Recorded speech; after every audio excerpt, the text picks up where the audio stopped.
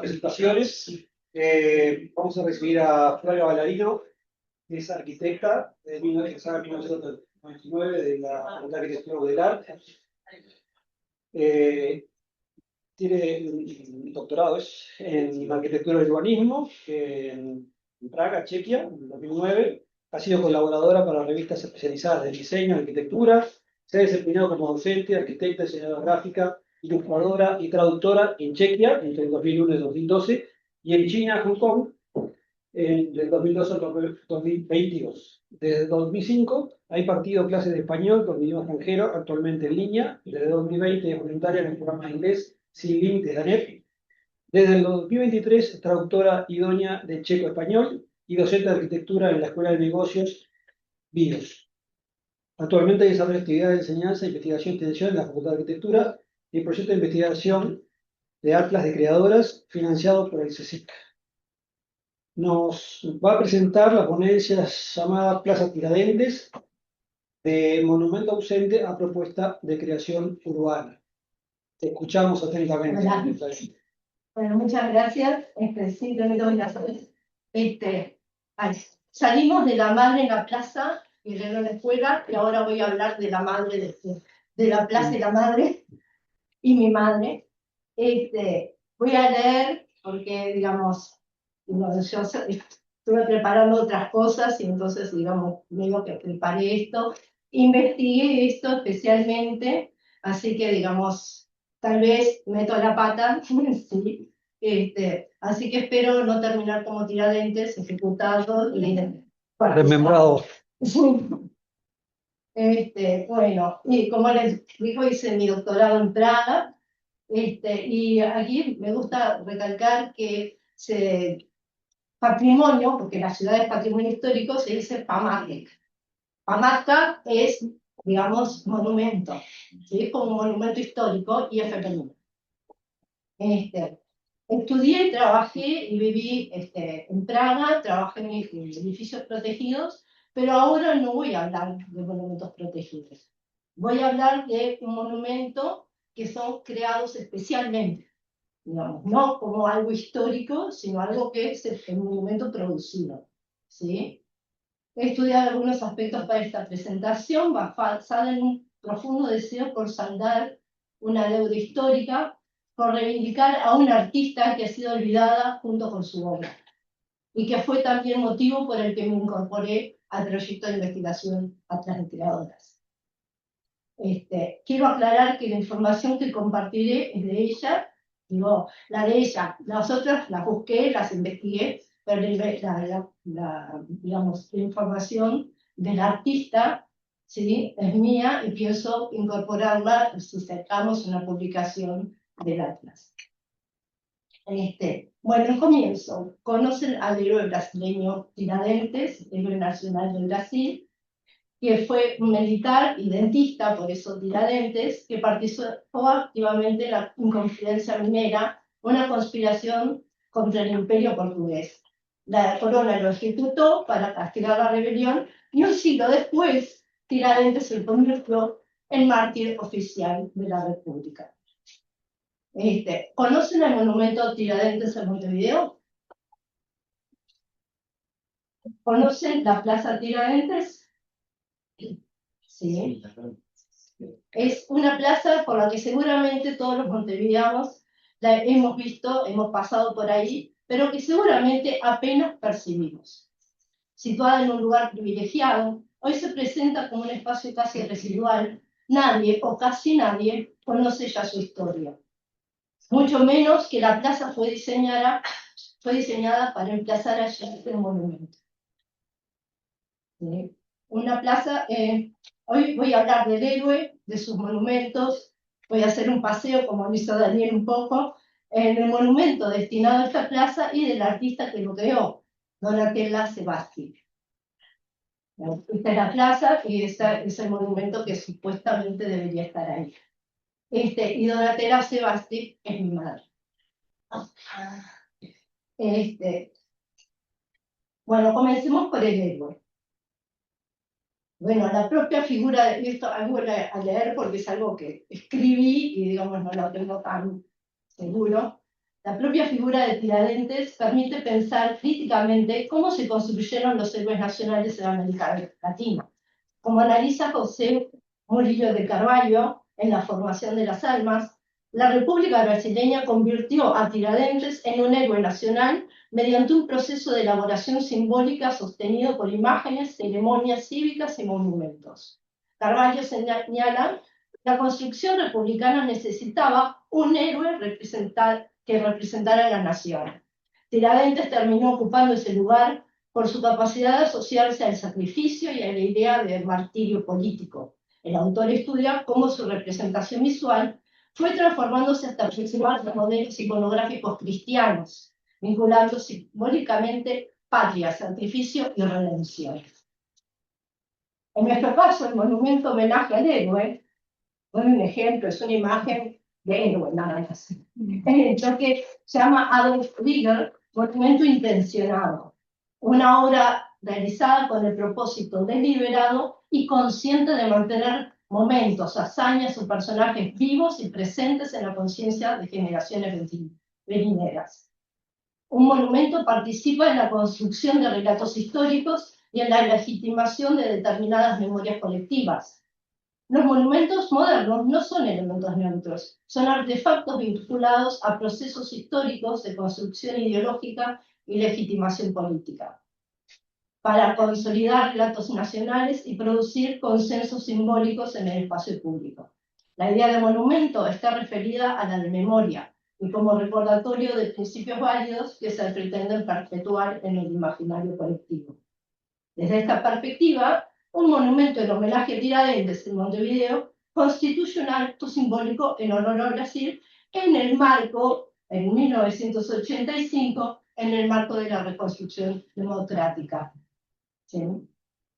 En este momento, en el acto inaugural de la plaza, la figura de Tiradentes es reconocida como símbolo de proyección americana de las ideas de libertad, igualdad y fraternidad presentes en los procesos emancipadores del continente.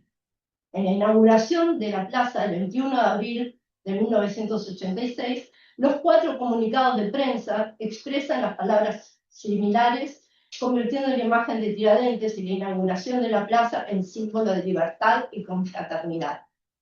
Y yo agregaría valores a resaltar precisamente en esos tiempos de recuperación democrática. ¿Sí? Este es el reglamento del concurso que se dio en junio de 1985, un concurso para hacer el monumento a Tiradentes.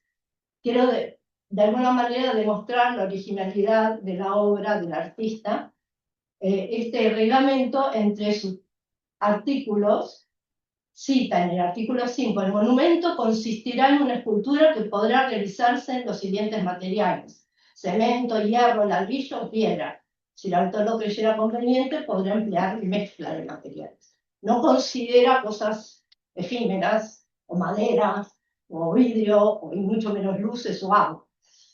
El monumento Joaquín José da Silva Xavier, Tiradentes, se colocará sobre un pedestal que lucirá en el frente una inscripción con el nombre completo del héroe brasileño, bla, bla, bla. Presuponía una estatua sobre un pedestal. Y el artículo 4 dice: habrá total libertad para la concepción de la obra, no estableciéndose límites en las líneas estéticas. O sea, podría ser figurativo o no, ¿sí? Pero, digamos, se puede pensar que, ahí a eso voy, que un héroe nacional va a ser representado con una figura. Antes de entrar en la obra ganadora del concurso, justamente voy a recorrer un poco viendo homenajes a la figura de Tiradentes y voy a ponerla aquí. Y segundo, iré por expresiones de obras escultóricas, monumentos abstractos a personajes individuales. ¿Sí? Quiero hablar sobre el carácter figurativo y también sobre el uso del pedestal. Bueno, pasamos a los recorridos por las representaciones de Tiradentes. Tiradentes fue detenido, juzgado, condenado a la horca y descuartizado. Práctica habitual de la corona portuguesa para ejercer intimidación política. Su figura no tuvo relevancia hasta que Brasil se independizó y necesitó de un héroe que lo representara en los valores de la República. Pues entonces que en este periodo se consolidó definitivamente su imagen simbólica. La representación de Tiradentes con barba larga, expresión serena, rasgos de mártir, no refleja su apariencia real. Dicen que era feo. Y ojos saltones. Muy poco se sabe de su imagen, sino que constituye una construcción posterior influida por la iconografía cristiana. ¿Sí? Cristo. Es así que voy a recorrer por varias imágenes donde lo vemos, por ejemplo, un hombre de cabello largo, barba espesa, vestido con una túnica que recuerda a Cristo, elevado en las alturas. ¿Sí? Puede ser también o desarrapado y sufrido. ¿Sí? Después aparece otra imagen donde está Tiradentes con su traje militar de alférez, ¿sí? Sin barba. Y dicen que Nahor, cuando fue a ser sacrificado, se lo tenían que rapar y cortar el pelo para que el aborto funcionara. O sea, entonces, digo, no es igual la imagen del... sin embargo, esta imagen que dice que es más realista, la del medio, sin embargo, luego en el 2001, ¿sí? Aparece Leo, Leo Santana, sí. Recobra la imagen del condenado y la baja del pedestal. Esta es otra pieza, un cenotafio en la ciudad de Tiradentes, simplemente marca como un lugar donde recogen todos los pedazos del cuerpo que habían sido esparcidos. ¿Sí? Es la idea, digamos, de alguna manera recomponer. Y se ha impuesto un busto, luego se quitó, se puso un macetón, luego se quitó, digo, al final quedó ahí la columna. Otras imágenes de Tiradentes, hasta mayor, se lo ve, ¿sí? Estos son bien de la ciudad de Tiradentes. La casi anciano y barbudo o la del joven alférez. También esa en el Palacio Legislativo de Río de Janeiro, en la Asamblea Legislativa, como sabio, justo, importante, casi Sócrates, digo yo. O como hasta aquí, sin pedestal, oculto en una selva. ¿Sí? Se dice que es de 1980. Bueno, y aquí también llegó a la de Buenos Aires, como habían presentado, en el busto que digo yo, de Juan Carlos Oliva Navarro, también con las manos cruzadas, como, ¿sí? Figura importante. Bueno, después de esta recorrida, digo, para representar a Tiradentes, como la gran mayoría de los héroes, se usó la imagen física del héroe, aunque no se la conocía. ¿Sí? Y la única que no tiene una imagen de héroe es el cenotafio, ¿sí? Que funciona simplemente como un hito simbólico. Bueno, y después de esta recorrida voy a pasar por otra recorrida. Antecedentes de monumentos abstractos dedicados a figuras individuales, personajes históricos de la política, de las artes, monumentos concebidos como piezas escultóricas en espacios públicos abiertos. Intentaré omitir, pero a veces no puedo, edificios, columnas, pedestales, monolitos, obeliscos. ¿Sí? Digo que intentaré, porque veremos que no puedo salir. Quise presentarlos cronológicamente, aunque luego se me descronologizó la cosa.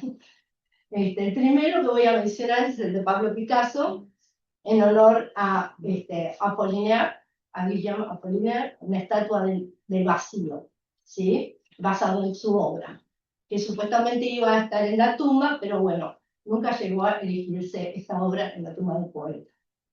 Luego es la obra de Oteiza en 1958, que quedó como tercer puesto y el concurso se dio como vacío, como desierto, por rechazar la idea del vacío como homenaje, porque tenía un gran cuadrado negro para representar la ausencia. ¿Sí? Y no deja de ser una arquitectura porque es una biblioteca del prisma blanco. Bueno, también caigo en la arquitectura, ¿sí? Esta obra dedicada a José Martí. Es una mezcla de dos obras dadas en un concurso en 1943 y por razones políticas, corrupción y demás, se postergó y terminaron decidiendo hacer la torre y poner la estatua de José Martí, que era el primer premio, unir esos dos premios. Pero bueno, es una torre y una estatua figurativa. Esta tiene un relato un poco interesante. Dag Hammarskjöld era un diplomático de las Naciones Unidas y tenía su amiga, escultora Barbara Hepworth, y le gustó mucho esa obra y le encargó hacer una en tamaño gigante. Cuando él falleció en 1961, se le decidió dedicar esa obra a él. Sí. Y luego tenemos el conocido, no sé, hablar el monumento a Luis Valleverres, y el mismo Fresnedo Siri tuvo que justificar la obra diciendo que eran los brazos abiertos en aspiración a una meta en evolución, ¿sí? Para que se le aceptara la obra. Es más que el hombre homenajeaba la visión. Luego tenemos esta obra en Finlandia de Sibelius, violinista y compositor, unos 600 tubos de acero huecos soldados, generando una ola que genera también un ruido. Pero protestaron, hubo un gran conflicto y la obra de Sibelius tuvo que adicionar una escultura, digamos, la misma autora tuvo que hacer una escultura figurativa, ¿sí? Porque se nos criticaba que no se entendía, o algo así. Luego tenemos la cruz de Charles de Gaulle, ¿sí? Él mismo dijo que quería, cuando yo muera, allí se edificará una cruz de Lorena, ¿sí? Entonces, donde está en el pie de la, por eso puse debajo de la forma, porque al pie de la colina está el centro cultural. Luego está la pirámide en homenaje a Lucio, a Estácio de Sá, el fundador de Río de Janeiro, ¿sí? También debajo hay la tumba del fundador, digamos, una réplica. Claudia, no sé cómo ir con el tiempo, pero... Bueno, sigo rápidamente porque quiero ir al punto. Bien. Sí, estos, digamos, son obras abstractas, pero siempre con la imagen desfragmentada, el pedestal de alguna manera, la torre, una abstracción, pero aparece la imagen, y de última, digamos, hice una intervención paisajística en homenaje a Liriano. Aunque quiero ir al monumento ganador del concurso rápidamente, ¿sí? Que es lo que me ataca ahora, ¿no? Bueno, llegamos a, en la memoria descriptiva, dice: se descarta el monumento tradicional, pedestal y escultura que despega, segrega, aísla la figura y conscientemente separa y elitiza el personaje. Se adopta la solución de una figura rota, significando el intento de destrucción de la figura del héroe, su muerte y descuartizamiento, que resurge con fuerza de la memoria del pueblo, cotidiana, tutelar de su grandeza, de su tierra. ¿Sí? Los enfuertes en material y dimensión, el edificio surge del suelo y dialoga con los edificios, y así con el diálogo del ciudadano con la figura del conjunto. ¿Sí? Con esta memoria y esta maqueta, digamos, mi madre, Donatella, tuvo sus 15 minutos de fama, digo yo, artículos de prensa, entrevistas en la radio, exposiciones en Uruguay y en Brasil, invitaciones a replicar su obra en otros departamentos. ¿Sí? Sin embargo, mucha pompa, pero y ahí está la plaza que se hizo y ella ayudó al diseño, trabajó con Tito Mañana, también arquitecto. La no concreción de la obra, con el paso del tiempo, el silencio institucional en torno a un proyecto, parece haber desplazado tanto la memoria del monumento como de su obra, hasta volver casi invisible una historia que en su momento contó con respaldo oficial, difusión política, pues difusión pública y reconocimiento artístico. ¿Sí? Este prolongado olvido se ha apoderado de quienes viven en el lugar. Ahora, si se pusiera la obra de repente en esa plaza, podría generar un gran debate, ¿no? Yo pienso que se necesitaría un consenso de la gente, además, y además de esto queremos que los espacios públicos y sus monumentos se adecúen a la dinámica actual de la ciudad, por lo que resulta pertinente pensar en otras formas de creación urbana. Que el monumento escultura no sea una pieza fija e inalterable para ser contemplada, sino que tenga vida y que sea disfrutable. De ahí surge la idea de proponer un nuevo llamado a concurso que reinterprete la obra de Donatella y permita imaginar nuevas formas de representación y de diseño en el espacio público. Intervenciones temporales, renovables, participativas, que contemplen la admiración de mi madre por el arte efímero, ¿sí? Y brinde mecanismos para asegurar que la intervención propuesta se haga realidad, pero esto será otro capítulo. Espero aprovechar en estos momentos mi condición de hija, arquitecta, urbanista, heredera del legado de Donatella y de su forma de ver el mundo para hacer algo por ella, para que la conozcan, para que conozcan la historia y junto con otras tantas historias de mujeres creadoras, entender y valorar el pasado, situarse en el presente y proponer un futuro. Muchas gracias.